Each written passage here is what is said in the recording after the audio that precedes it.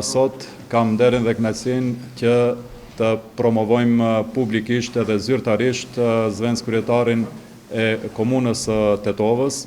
Bëhet fjalë për këshilltarin e Këshillit Komunal Albi Qamili, i cili është i diplomuar në diplomaci dhe për momentin ndjek studimet master në drejtimin kushtetues.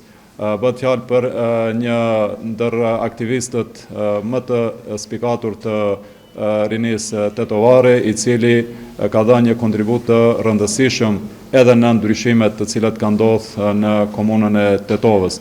Po ashtu vlerësojmë punën dhe angazhimin e tij edhe në kuadër të këshillit, kështu që për mua si kryetar, duke pasur parasysh edhe angazhimet e mia jo vetëm në komunën të Tetovës, por edhe më gjerë, do të jetë një krah i fuqishëm dhe një lehtësim që komunës Tetovës dhe qytetarëve të saj t'ju shërbejmë pa pasur pengesa dhe vonesa, edhe nga shkaku që përmenda, sepse kam edhe angazhime jashtë vetë si kryetar, kam edhe angazhime tjera politike. Kështu që besojmë që Albi Qamili për këto 4 vite do të jetë një kraj fuqishëm në drejtim të realizimit të projekteve në të mirë të qytetarëve të Tetovës.